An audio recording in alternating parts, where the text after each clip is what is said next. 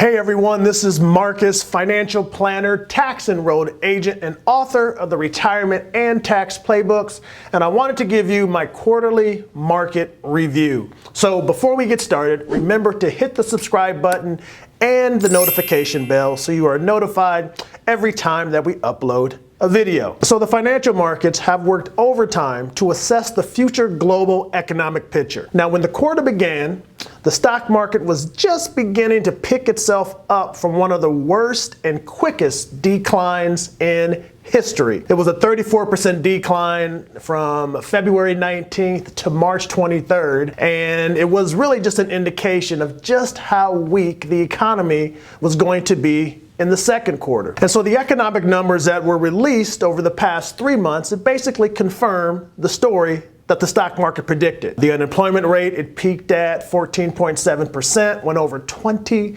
million jobs were lost in the economic lockdown. The housing market saw large declines in both starts and permits for new homes. The consumer, who had been a signal or the engine for economic growth, was essentially shut down, and of course consumer spending went down, and so did consumer confidence. The first quarter gross domestic product, GDP, it fell almost 5%, and by the second quarter, GDP is expected to decline by an astounding 50%. And you know what that means. 2 consecutive quarters of negative GDP growth officially qualifies as an economic recession. And this will mark the first one since 2008 and 2009. And so the headlines, it reminded us about how bad things were. But the market began to shed light on how good things could become. The volatility experienced just last week, the last week of the quarter, it also suggested that we are not out of the woods just yet. There still is a wall of worry that's out there that the market needs to climb to get over. And so now signs of a second spike in the coronavirus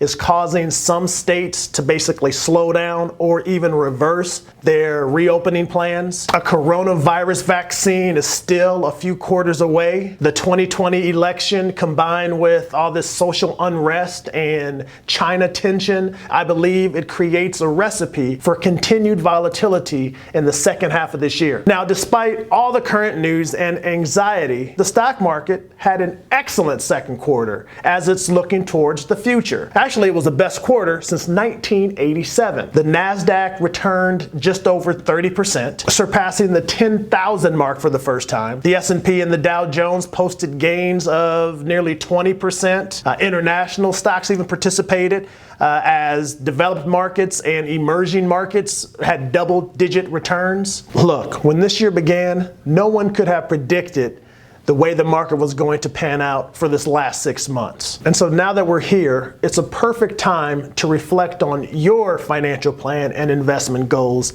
and decide on how you're going to move forward. Now, risk tolerance is a term that's used in the investment profession all the time. And there are numerous ways that the industry tries to assess for risk tolerance. But the bottom line is this: while it's important to know your risk tolerance, the best risk tolerance questionnaire cannot capture how you tolerated the volatility in the markets during the last 6 months. So at this halfway point, take a moment to reflect on 2020 and the emotional impact of those wild swings in the market. How did your portfolio perform relative to your expectation? Did you have enough income and liquidity to support your current lifestyle? So the first quarter was the test.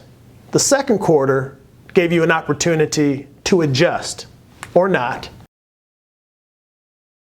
And the next 2 quarters are likely to have surprises and even more volatility. That's all I have. Remember to keep yourself healthy, safe, and invested at risk levels that will keep you emotionally and financially stable. As always, if you have any questions, email me at the link below. Until next time.